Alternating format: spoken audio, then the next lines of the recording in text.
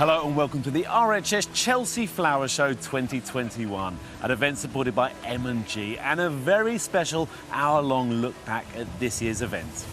And what a fantastic week it's been. The first time ever in the show's 108-year history that it has been held here in September. We have had glorious weather, a plethora of spectacular gardens and exhibits to feast our eyes on. And hasn't it been funny to be in amongst huge crowds of people again after all this time? It's been rather great. Wonderful too. It feels normal, doesn't it, again? I've been coming to Chelsea for over 35 years. And September, there's something really refreshing about it, plant-wise as well. Very interesting. Well, it's been lovely to see different plants, different palettes, different colours at this time of the year. Everyone's pulled out all the stops to really make this show happen, haven't they? It's wonderful.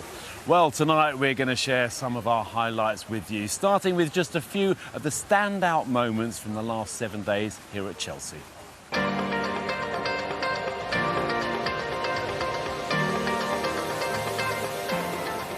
It is so good to be back. It feels wonderful. I am so thrilled to give you your gold medal.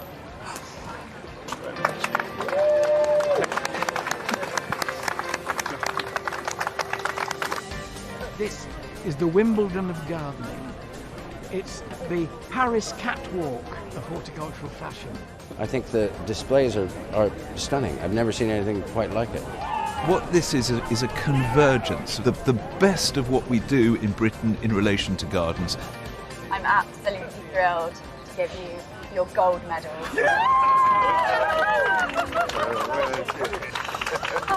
Your gold medal.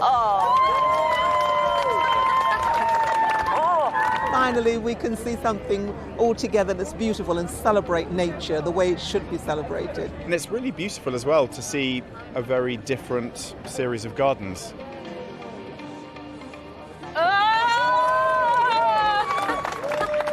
Every time I come here, I find something else out about plants that I didn't know before. Wow. Chelsea is vibrant, full of colour and totally inspiring. In my world, this is more like the Champions League, shall we say, of gardening. Princess Anne has just arrived, Prince Edward, Sophie Wessex. Oh, it's fantastic to meet her, and she was really interested in the idea of taking back an urban space and greening it up. It's funny when the royals come here, it sort of gives you this, you get this energy. Stuff I couldn't possibly do in my garden, but you know, I dream on, really. This is an extra special year, I think. I mean, I didn't expect massive, great hulks of rock and Yorkshire dry stone walls. To come here to see it in all its glory at whatever time of the year is just amazing. The nation's sort of aching for events like this, just to get out and be in the open air and really appreciate nature. It's so nice to be here. IRL stands for in real life, kids.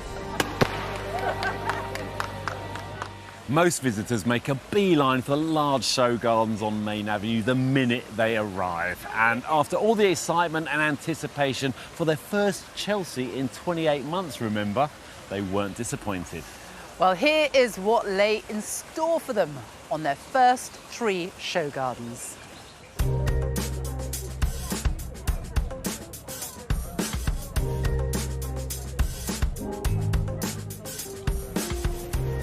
This is 60 Degrees East, a garden between continents by designers Ekaterina Zazukina and Carly Kershaw.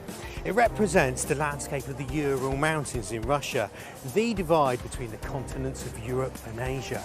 And where continents collide, mountains rise, and some of the stonework in this garden is monolithic. Pieces in that waterfall are 3.5 metres long and 5 tonnes in weight. At its heart is an environmental message with sculptures that reflect how industry is threatening the habitat of the area, but also give a nod to the mountain people's rich love of folklore. The planting was inspired by a garden in the Russian city of Yekaterinburg, where plants from east and west rub shoulders. So you've got Scots pine with weeping willow, Japanese anemone with common garden geum. What they have in common, though, is that they can all survive the bitter Russian winters.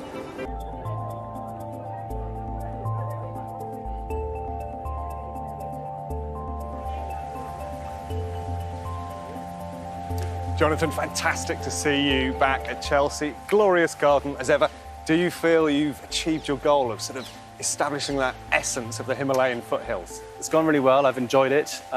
Throughout the last 3 weeks, I've tried to select the best bits of the Himalayas that I've seen, distill them down to their best qualities, and then very slightly amplify wherever needed, just to sort of enhance the effect of it. And I feel that we've more or less achieved that. I mean, what's interesting looking across the garden, these are all species, of course, that come from the Himalaya. That's right, yes. But they're also plants that a lot of people will see growing in their home gardens. The 3 gardens I've done at Chelsea have always been about showing plants that people know quite well, growing in their natural habitat. And the Himalayas is no exception. So people hopefully will recognise Persicarias and Hypericum and rhododendrons, but put all together, just showing where they like to grow in the wild. I guess for all the exoticism, the look of a lot of these plants, even this ginger in front of me looks wildly tropical. Yeah. Yet they can grow quite happily in our climes. Yes, yes. When I was out there, we were out there actually 2 years ago researching, back in the days when you could go out and research. This is exactly the combination. You know, the plants that we know quite well, like Persicarias, growing alongside all the tropical, because the altitude goes from 2,000 to 4,000 metres. That's the area that this garden's set in. And at 2,000 metres, it's warm and it's wet. 4,000 metres, it's more like it is today, a bit cooler. But they do grow naturally together. And that's the combination I wanted to achieve for this garden. Fantastic. Well, it looks truly superb. I think you've done a fantastic job, as ever. Thanks, Nick. Such a variety of styles and designs there. Hugo and Charlotte's garden. I love some of the details in that garden. The bird's nest, the hedgehog hole, all about bringing the urban and the natural environment together. Yeah, it's a pocket park, isn't it? And it's the most beautiful pocket park I've ever seen. The planting is exquisite. It's my favourite planting in the whole show. The repetition of some of the perennials and grasses and celebrating autumn and the colours that we get in autumn, it's absolutely stunning, I think. We are very lucky because we do get to go on these gardens, unlike most people. And there are wonderful corners. I love literally the far corner of that garden. It's so lovely and peaceful and tranquil. There's a bit of bling, though, with the golden waterfalls. You know, it's like that. We are at Chelsea. Yeah, absolutely. No, I think it's really cool. And then talking about going on gardens. Now, I have never been to the Himalayas. Actually, I would love to go to the Himalayas. You don't have to go to the Himalayas. I don't now. You just go to Jonathan Snow's garden. Thank you, Jonathan Snow, because you really do feel transported, and it's very clever to have done that in just 3 weeks. It feels like it has been there for centuries. Yeah, well, you can sit on that elevated, platform with that structure above you, which is absolutely stunning, looking up into the roof. Looking over the planting, and it's the volume of planting and the trees and and the water, the rills, because you walk through in the pathways and the rills and the water's coming down, and just such a beautiful atmosphere he's created. It is. There. He created a strong atmosphere, and all the gardens are so different this year. There's no doubt about it. I mean, then we're here, which is a really interesting garden as well. I actually really like this garden because I watched it being built, and those rocks going in. That I do love the waterfall. The waterfall's brilliant. But do you know they have named all these rocks have been named. So there's Steve Rock, I think, up there. Yeah. They've all been named after people who built the garden. I have a rock. Oh yeah, which one's my that? one's down there. Oh, you got one down there. I've got one down there. So what about Joe? Where's Joe the Rock? No, you weren't here. What do you mean? You weren't here. You could have named one when I wasn't here. The huge team that built this garden, everybody got their own. I rock. love the clip pines as well. You got small clip pines and large clip pines, and some wonderful use of the trees and the plants, and the way they've used the rock bank is really nice. So you're looking onto it if you're a visitor here. Works beautifully, I think. Right, on to the next 2 show gardens, which couldn't have been more different.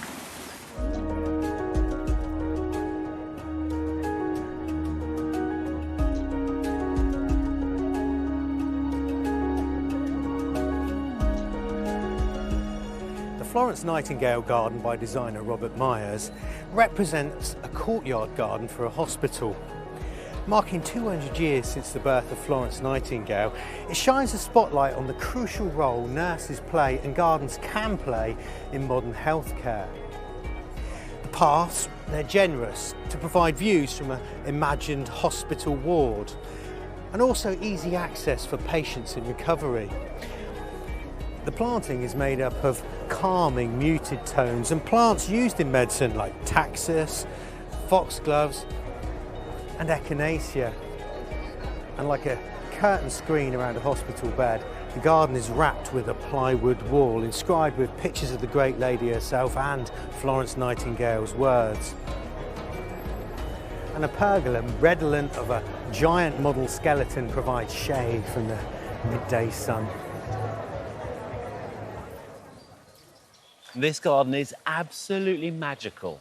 When you stand on it, it has an incredible feeling. It's serene, it's calm, it's green, and actually it leads you through. And everywhere you go, you see a little glimpse of view that has been placed perfectly just to catch your eye. There's water there, and there's this stream running through. Now, these structures, you know, they are huge, these big bamboo structures, but because they're sort of light and see-through, they don't feel as if they dominate the sight too much. Love the green planting, the odd white and blue flowers. I love this garden. It's just so atmospheric in here. Peter, Chin, congratulations. This is such a gorgeous garden, I have to say. Are you pleased with it? Yes, we are very happy with it, and it's been a privilege to be here. Yeah, first time at Chelsea, it's not easy. Yeah, it is. I mean, the water, the way you've used water in different ways, Peter, you know, it sort of meanders through and trickles through and leads you round. It's so clever. How easy is this to achieve? Oh, it was a big challenge to achieve it. We've got 20,000 litres of water in this garden, but we knew that actually it would be a key point to add the atmosphere to it. The waterfall, the cascade, the rills that wrap around the central feature, and the main body of water, the Blue Lagoon, cleaning in the water is just fantastic, and it catches the light beautifully. Yeah, I mean, the details and the little cascades are just wonderful. The structures, they look fabulous. You know, they're set with this backdrop in the whole setting of Chelsea, but I just love the sort of the texture and the shape of them. They're not too heavy, are they? No, they're actually made from bamboo. And then they are just like, we are just thinking use the bamboo as they are quite a sustainable material to use. Yeah, and then we try to give this vertical element to like represent the Guangzhou city, that kind of intensity together with the tree together. Yeah, it's come together so beautifully. And the green palette of plants is just so serene in here. The Guangzhou China Garden not only secured a first gold medal for designers Peter and Chin, they were also awarded the biggest prize of them all here at Chelsea, the RHS Best Show Garden 2021. So many congratulations to them both. Quite a remarkable achievement, considering this was their first ever Chelsea. Quite incredible. Well, equally important, though, is the winner of the BBC RHS People's Choice Award, which is chosen by you. And we were there to surprise the lucky winner. A designer who does a lot of, he's very inspired by organic forms, by... RHS Director of Shows Helena Pettit presented Tom Massey with the award for his Yo Valley Organic Garden. Tom, congratulations. On behalf of the BBC and the RHS, you are the People's Choice Award winner for Chelsea Flower Show 2021. Tom, come at this, Well, after designer Tom Massey had a chance to let it all sink in, Monty caught up with him to reflect on how he had captured the heart of the nation. It's always fascinating to me which garden wins the People's Choice, because we're here all week and we see the gardens, we form our informed opinions by going on them, but viewers obviously get a different look, and I'm going to have to negotiate these steps quite carefully. And what I think people love about this garden, and I love it too, is that over the last year or so we've all had time to really appreciate how important the natural elements of our garden is. And to see a garden that's organic, that is so carefully planted with native plants, that really conjures up the essence of all that is good about the countryside and gardens and sustainable, that we can all share. And I think that's tapped in and therefore has rightfully been honoured with this award. Now, Tom, you must still be slightly reeling. I am, yeah, really amazing result, but yeah, quite It's been a good week. Gold medal. Gold medal. People's Award. People's Choice, yeah. People's Choice. What do you think that people found in your garden? I think it's partly the message, the organic message, the first organic show garden at Chelsea, the support of the Soil Association, the planting for biodiversity, all the kind of stories and ideas woven through it. I think there's a real, I mean, I'm seeing it in my private work, there's a real shift towards more sustainable practice, sustainable gardening, being kinder to the environment, not killing off all the insects, you know, reducing the use of chemicals in gardening. So I think it's partly that. I think maybe also partly embracing of autumn, you know, the fact that this is the one and only September show, and this garden really celebrates that. You know, you've got things going over, you've got the autumn colours, you've got the kind of birch trees dropping their leaves. I mean, what you're saying is what I suspect, that it's a sort of exemplar, a perfect example of what's going on in their lives. Yeah, maybe. Yeah, exactly, You know, I suppose. It's picked up in people's back gardens and said, OK, here's some magic dust and this is what it could be like. Well, I hope so. I mean, yeah, you know, that's... if people are inspired... you know, this is my favourite time of year, I think, in the garden. And for, you know, for farmers, for harvest, for that kind of, that bounty, that time where summer's over and everything's a bit more relaxed, a bit more kind of chilled out. And it's that time of year where the seasons are changing, there's a little chill in the air, you get that really amazing low light. And I think this garden shows that off really well. Congratulations, because it's one thing to win prizes, but actually to be loved as well, as people obviously do with this garden, that's something special. So Yeah, well done. It's a testament to organic, and I think it's a great message. OK. There was an RHS People's Choice Award in the small garden category too. And there was a real mix of styles and atmospheres created by the designers of the artisan and sanctuary gardens.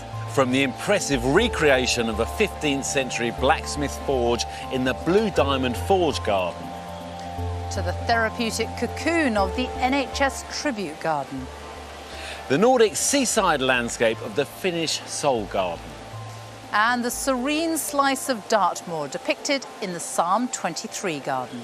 But it was the parsley box garden by designer Alan Williams that triumphed and was voted for by the public as their favourite small garden. Now, his modern take on a traditional kitchen garden really resonated with the visitors to the show, who all voted for it. A September Chelsea has meant a new palette of plants on show in the Great Pavilion, the epicentre of horticulture. On Medals Day, our very own floral queen, Carol, was there to celebrate with the winners. Even though Chelsea has moved from summer to autumn, there's no shortage of wonderful results here in the Great Pavilion.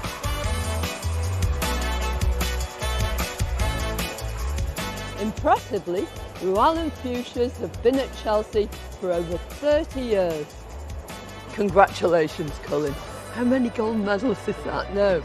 No idea, no. Not at all. And do you think there's anything really special that drew the judges' attention? Yeah, I think we've got a few on there that, you know, we wouldn't have normally in the May show, so it's an opportunity, isn't it? Well done. I hope you have a brilliant day. Thanks, Carol. I'm sure we will.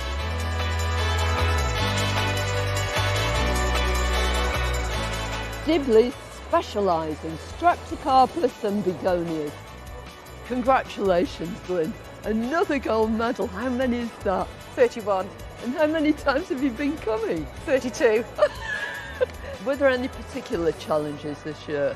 Well, we only actually really confirmed 4 weeks ago that we were coming to the show. Really? Yeah, so it was a little bit of a mad dash. Well, you certainly did it. You did it proud. Thank you.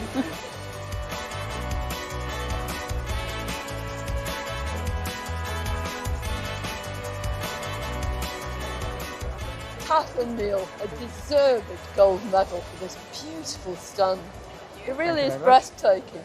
Well, I've seen you at lots of shows, but I've never seen you at Chelsea. It's our first and our last. We're going to retire, so... No, you can't, We will. Well, we're retiring from shows. Yeah. I will still keep my hand in, propagating, and I'm sure that you will see this type of display carried on. Well, congratulations, and here's to many more successful years for Larchfield Trees. Thank you. Thank you very much, Thank you Carol. very much. Angela, I think it's a superb display and you've won a gold medal. Yes, it's fantastic. We're really, really pleased. and it's been quite a long time coming, hasn't it? Yeah, we've been coming for many, many years, and we've had silver gilt, but this is our very first gold at Chelsea. And the plants here are just so gorgeous. I mean, this Nandina is lovely, isn't it? Yes, this section here, this yellow section, sweeps right up the centre of the exhibit and right through to this pirate panther tree, which is gold.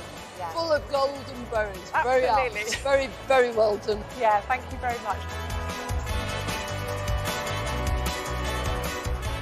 Of all the splendid displays under this roof, there's only one that can win the most coveted award. That of Best Exhibit in the Great Pavilion. And it's this one, Southwest in Blue. Now, one of the most exciting things about Chelsea is that the garden designers showcase so many new ideas and trends here. They inspire us to push the boundaries in our own gardens. Now, one person always with her finger on the pulse is Rachel Detain, and here she is with her top planting styles for 2021.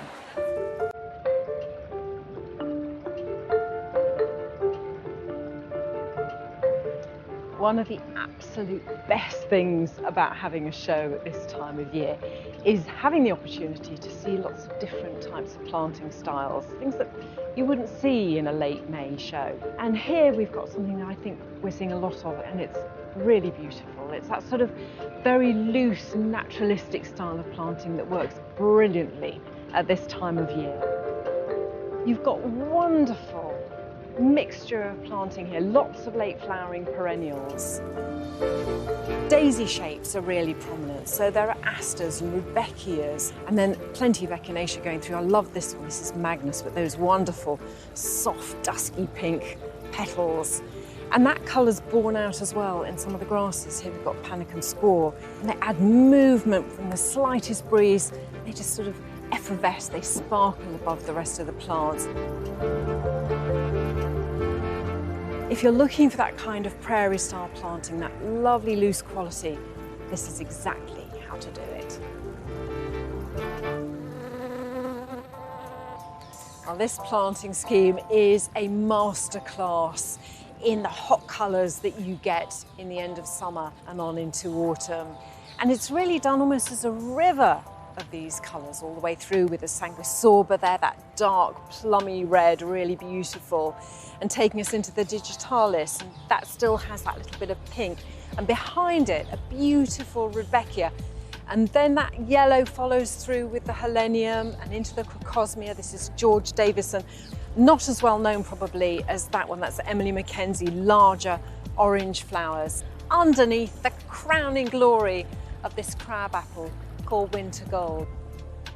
Absolutely beautiful planting, full of heat and pizzazz.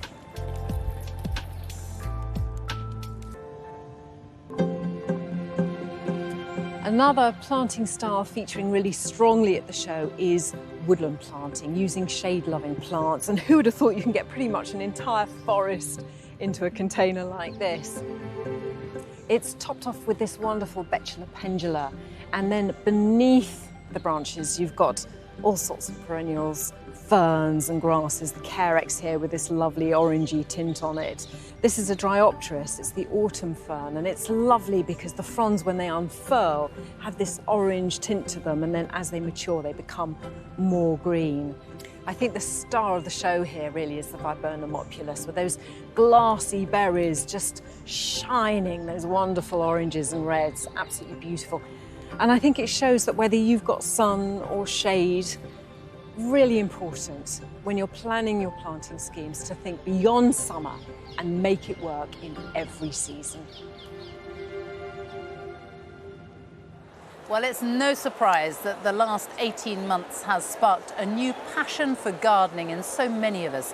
And one man who has found a real connection with plants during lockdown is Grammy award-winning singer-songwriter Craig David.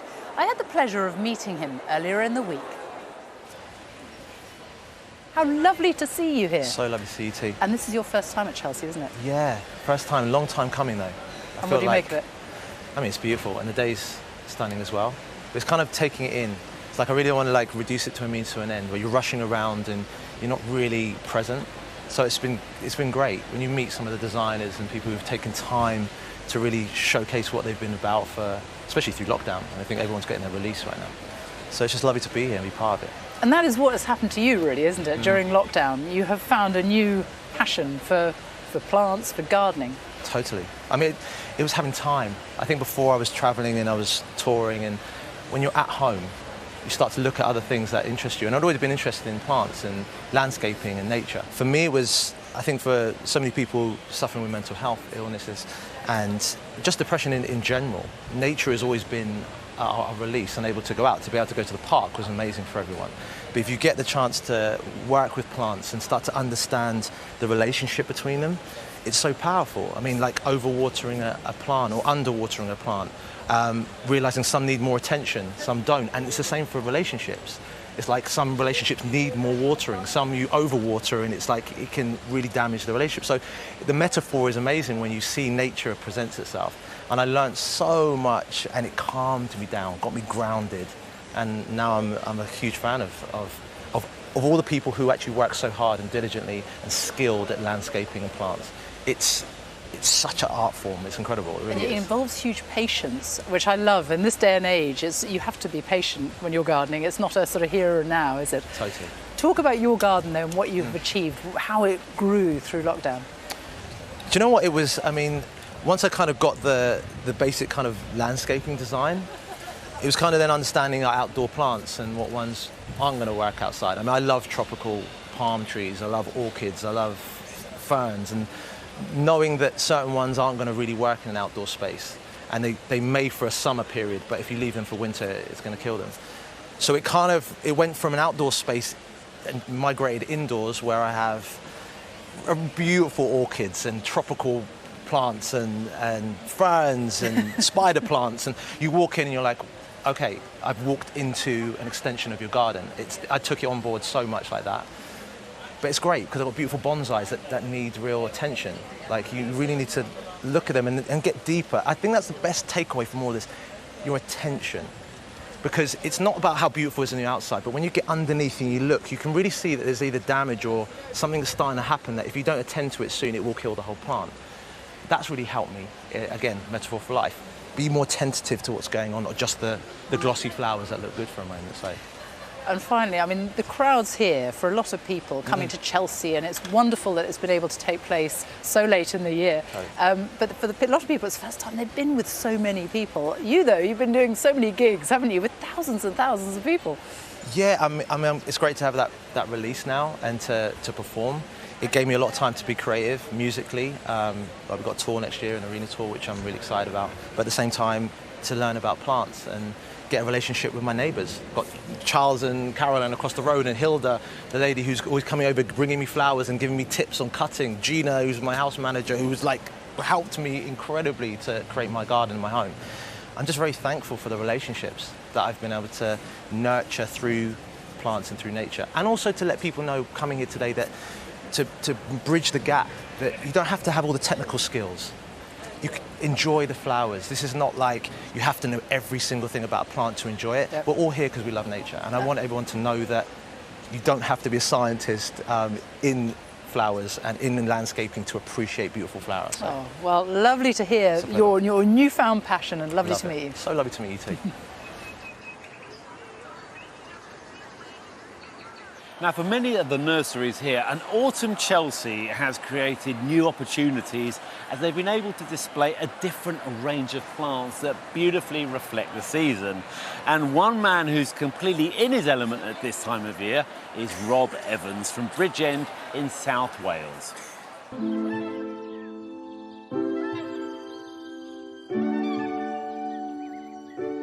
I've had the nursery since 2003. But this is a new patch of land that we're on now that we've started this year.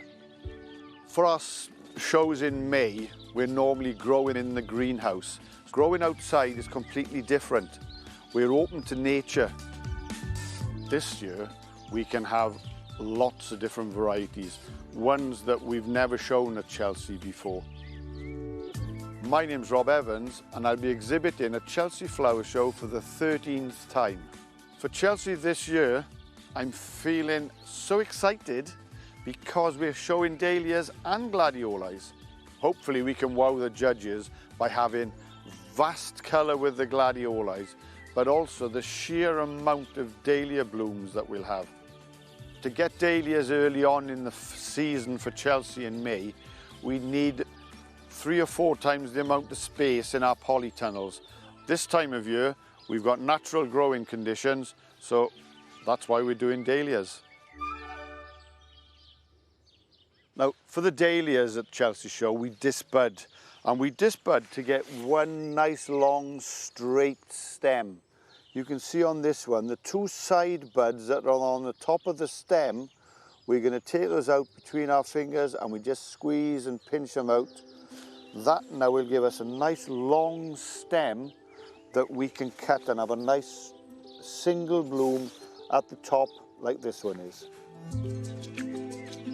Our dahlia collection has been growing over the years, and at the moment I think we're up to about 450 to 500 varieties.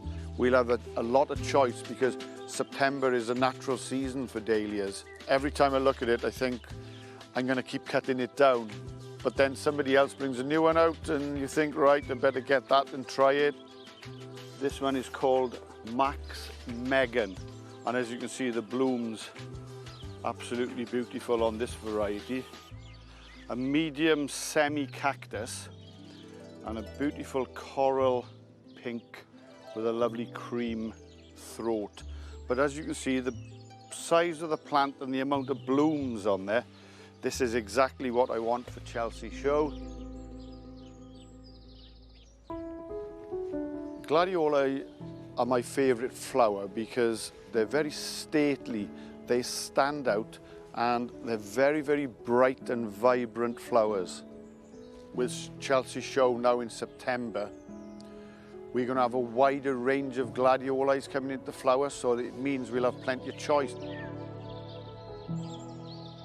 These are the gladiolis that we'll have at Chelsea Show this year. Normally we like to cut about 100, and when we've got plenty, we'll put them all in buckets. And we cut them right at floor level so that they are the full length of the spike. And these are the spikes now that we'll put into the cold store. When we get about 40 to 50 spikes, they're all ready then at the same stage. Hopefully on the stand we'll have between 30 and 40 different varieties of gladiolis ready for Chelsea Show. Before the shows, I'm always trying to arrange things just to see what colours and what forms look good together. Now, at the moment, when I look at these colours, I can think of the seasons going around, where we can have the bright, vibrant colours of spring. And with Chelsea Show in the autumn this year, I'm really looking forward myself to showing the subtle change of colours that come around in the season. I've been doing this for over 30 odd years and I'm still happy getting up, especially when the sun is shining, the delight of still growing flowers that people enjoy, and it makes me feel happy that people enjoy seeing the flowers. Once Rob arrived at Chelsea with his dahlias and glads, Carol was keen to find out how his display had turned out. Rob, it's lovely to see you again. It is, yes. And this beautiful display. So have you won a gold? We have won another gold, yes. That's 12 consecutive gold medals in 13 shows. Not a bad average, really, is it? No. So with Chelsea moving to September, has that helped or hindered you? Normally we've got heating in the greenhouses, we've got lighting in the greenhouses to get the gladiolis in flower for May. Yeah. But this year, as a natural season, we've been able to show dahlias for the first time at Chelsea. And the quality is superb, isn't it? That's the difference with not growing under lights. Yeah. Well, I'll tell you what, it looks beautiful. Thank you so much. Thank you. If Chelsea has given you the gardening bug and you're feeling inspired, there are endless gadgets, gizmos and accessories you could fork out for. But what does a new, keen gardener really need? Well, here's Chris Bavin to shed some light on the must-haves in your gardening toolbox. you could spend thousands of pounds a day out here at Chelsea, literally thousands, because there's so many amazing different bits of kit to help you achieve all your green-fingered goals or horticultural hopes. But if your budget is less Premier League and more Friday night five-a-side, you want to strip it back to the bare essentials. So what do you actually need to get the job done?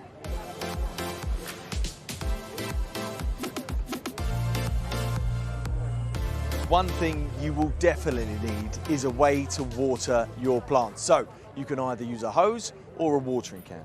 This one comes with interchangeable rose heads. If you think about that like a shower head, you can either have a much finer spray or a much coarser spray, depending on how tough or how established the plants are that you are watering.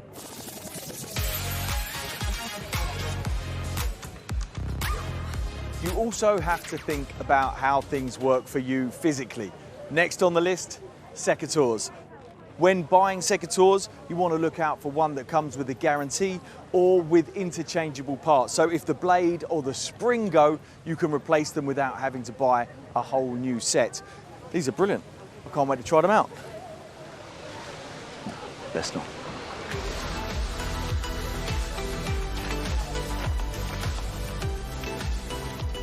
One thing you're definitely going to need is a spade. So I've got one here which has got a rounded point, which is fabulous. It will help you break up harder ground. This is a nice lightweight one, but you can feel that it's definitely got durability and strength, and I think it's worth investing as much as you can so you're not constantly replacing it. And it's got a lovely grip for your boots.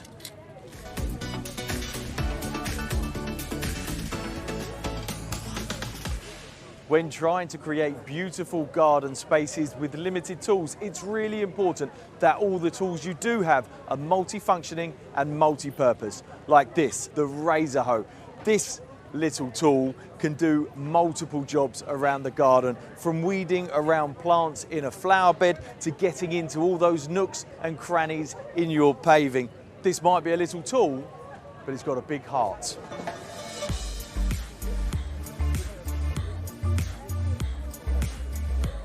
And finally, we have a mini balcony gardening set. This is great for gardening on a balcony or a container or any small space for that matter. What I love about this trowel is it's got a depth gauge here, so you know exactly how deep you're digging, which is really important when it comes to planting plants.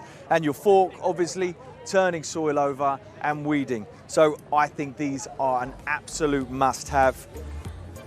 So there you have it. That's my top 5 bits of kit to get you gardening.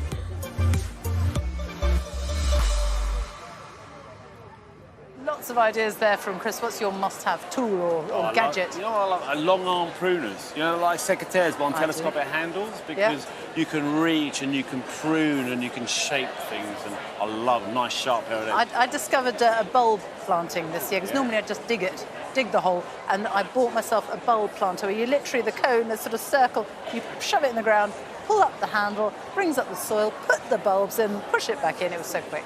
Brilliant. I did hundreds of them. You're getting into this, aren't you? I can tell. Well, with Chelsea being the most prestigious flower show in the world, it's also the catwalk for new plants and varieties that the nurseries have spent years and sometimes decades breeding. So not surprisingly, the RHS Plant of the Year award is the most coveted amongst the growers here. JJ Chalmers has been checking out this year's contenders.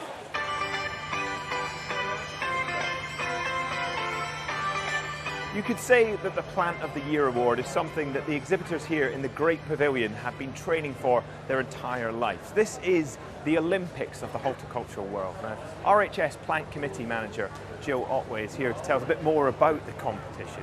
I guess my first question is, what is this competition? What is the Plant of the Year? Plant of the Year competition, JJ, is to celebrate the new plants that are launched by our exhibitors here in the Great Pavilion every year. How do you judge one plant against another? There are 3 main criteria. They're looking for the innovation in that plant, so advances in breeding and an improvement on what has gone before. They're looking for excellence and impact in that plant, and they're looking for the likely public appeal. Will you and I want to buy it?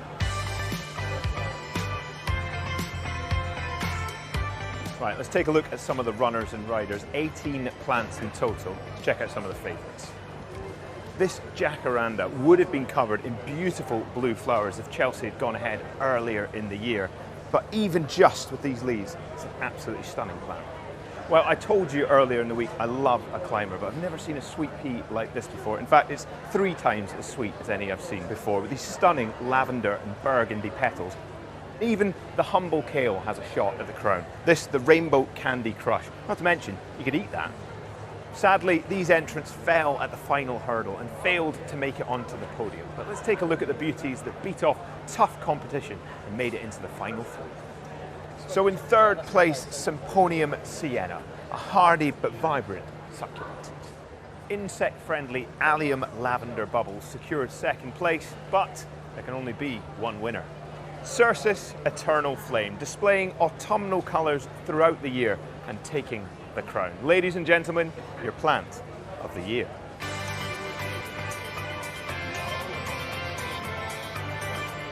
Well, I'm delighted to say I'm joined by John Wheatley and Peter Freeman, the men responsible for growing this absolute beauty. John, how does it feel to win this accolade?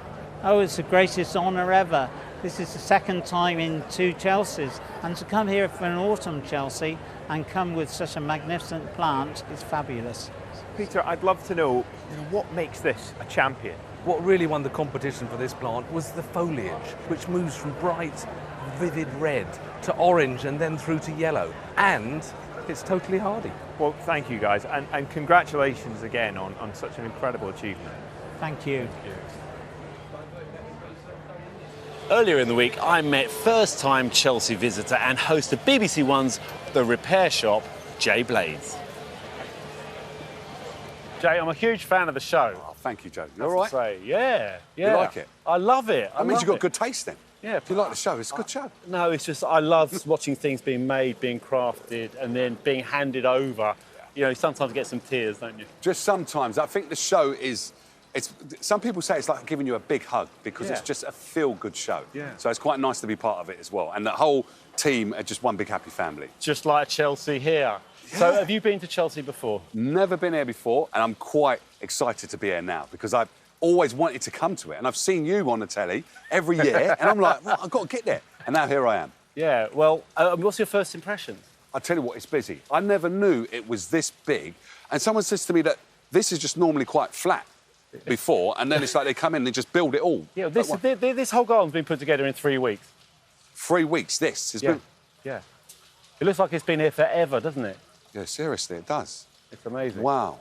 Yeah. But I do want to see some, I can see some stuff going on there, but some upcycling and stuff like that. Is that yeah, there's a lot of that around here. Yeah, I mean, there's a lot of recycling, upcycling. Cool. Are you looking for anything particular in that respect? Every and anything. Taking something that is not meant to be used, bringing it back into the garden, or doing something completely different, so it's repurposing. Upcycling and sustainability, the whole shebang. So I want to see how people incorporate what I do inside the house, outside the house. OK. So if there's sustainability and upcycling going on outside in the garden. Yeah, I mean, were you brought up with a garden? Do you garden yourself? No, I don't garden myself. And the council estate that I was brought up on, we just had like a little green in the middle, and that was it. We used to play bulldog and football on it. But no, the gardens I have had have been really low maintenance. But I do like sculptures. I like things in the garden that look really cool. But do you think this might spark something off, get you gardening? That's a tall order, isn't it? Come on, why not? It's a brilliant thing, gardening. It's just an extension of what you're doing. Oh, if I see stuff that I'm inspired by, I more than likely will incorporate it. But it's going to take a lot. It has to be upcycled. You're picky, I can tell. Very There is a picky. lot of stuff out there. I'm going to send you off, go and see what you find, and have fun. Thank you.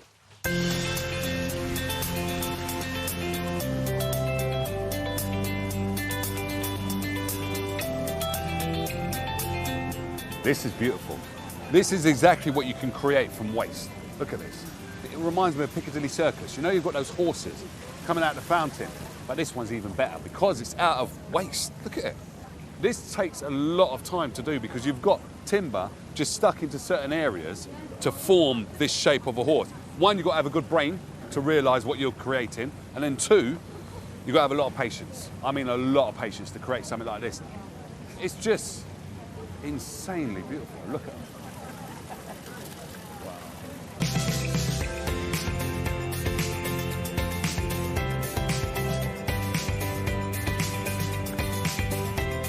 This is right up my street. Look at this. It's made from like fridges and freezers. And that is super cool. The craftsmanship on it is really, really good. What they've done is they've cut it, and then it takes 3 people to do this. So they've shaped it together and then put it all back together. So you cut these strips, all the shapes that you need. Metal feathers, eh? Look at that. Who would have thought? But just using something that can just fill up a landfill site is perfect. And all of this is exactly the same. It's all made from stuff that would go into a landfill, and it's better to look like art. Look at that.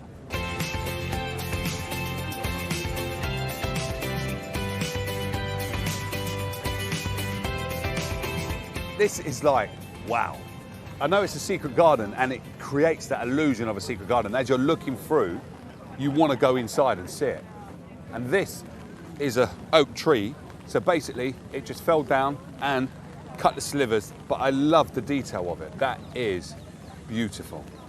And also, just when the rain's hitting it, you can just see the natural grain of the wood coming out. This is proper timber, doing what it's supposed to do, just looking beautiful.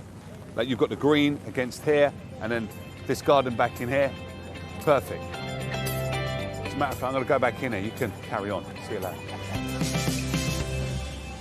Well, every year Chelsea throws up some surprises, and Adam Frost went round the showground to seek them out.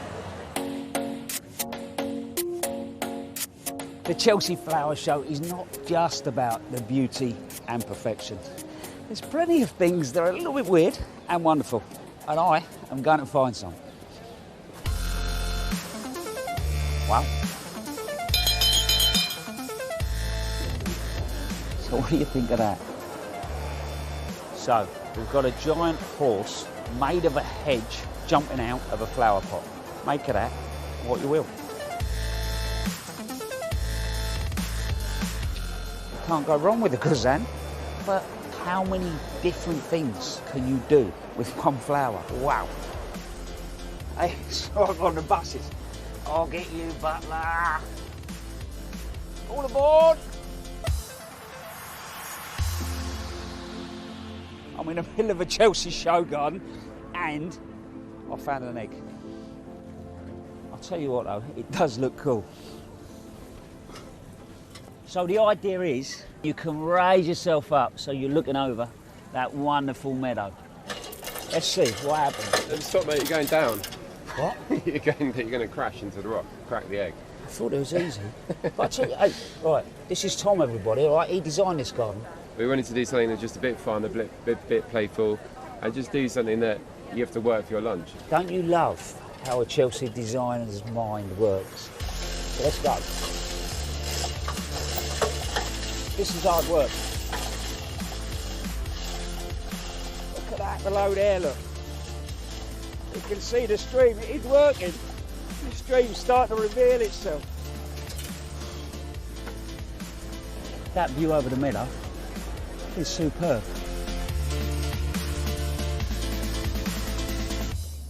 Come on in, you beautiful people. Come on in. What's it like to be back after having the break that we've all had? It's just wonderful. Yes, but gardening saved me during the pandemic, you know. Your favourite thing you've seen so far? Salvia Amistad, I love it. You were meant to say me. What's your favourite thing you've seen so far? I think definitely the balcony garden. If you could take one thing home, what would it be? We've taken a lot Oh, of have you? plant. We've taken loads of seeds, loads of alliums, loads of bulbs, rhizomes. We'll see if we can keep them alive. I'm really disappointed that we didn't get to talk to Monty earlier. Why would you want to talk to Monty when you've got me?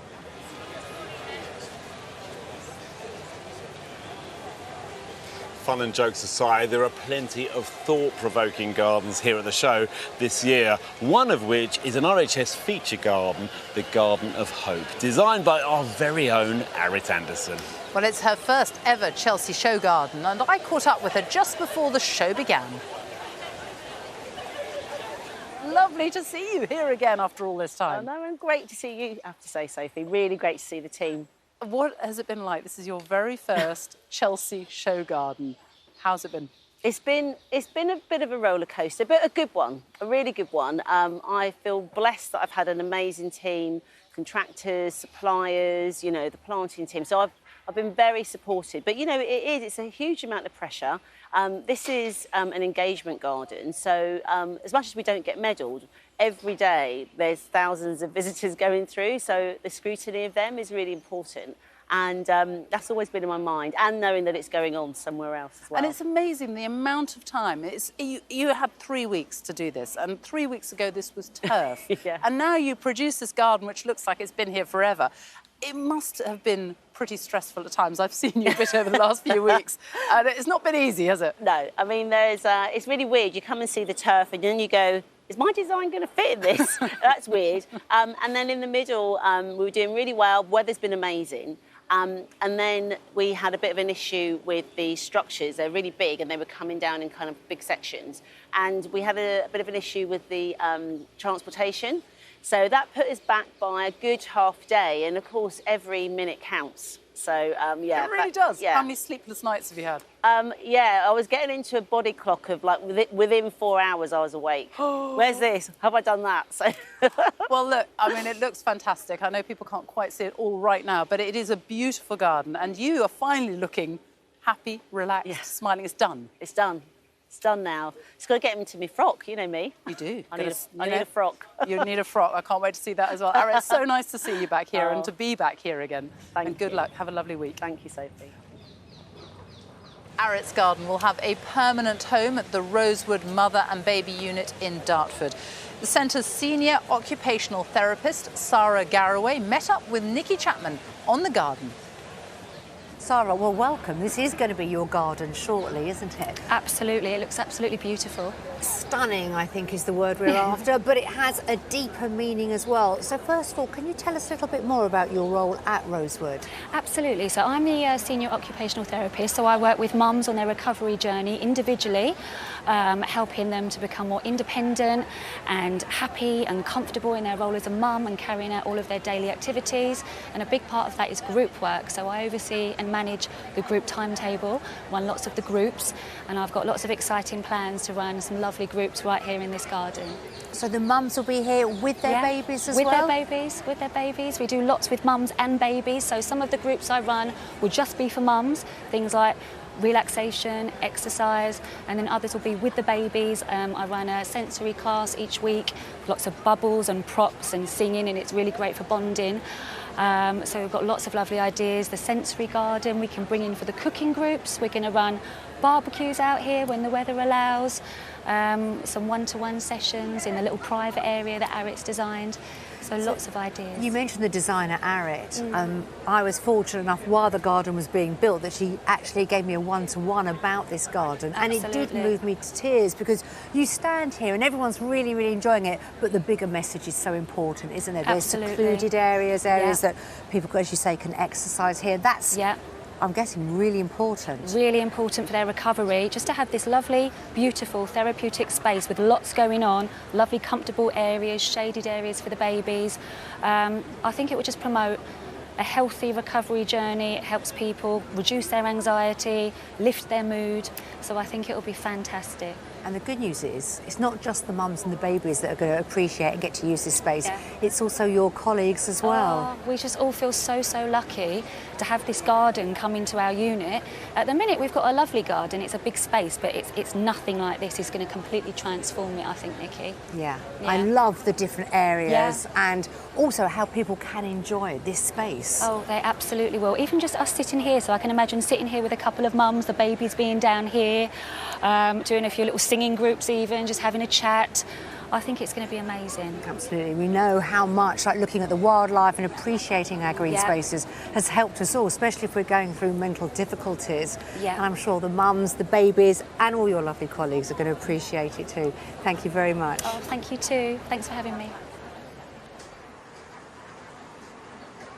Well, it is really wonderful to know that Arrett's Garden is going some way to helping new mothers at a time when they need it most. And in fact, a lot of these gardens will go on. They will live on after Chelsea. There's the Florence Nightingale Garden, which you'll be able to see at St Thomas's Hospital in London, just above that wall of hearts that sprung up along the River Thames. Yeah, it's a lovely thing. M&G as well is going to a pocket park in South London. So you know, people can walk through it and experience it, and it's going to transform a disused piece of land, isn't it? And Sarah Eberly's garden, the slice of Dartmoor, that's going to Winchester Hospice, so people will be able to see that there as well. I think it's really important, and many more people can engage with the show, and yeah, it's just wonderful, and it's good to know some of this Chelsea magic lives on after the show, and there's a legacy for communities that will really benefit from the extraordinary gardens here.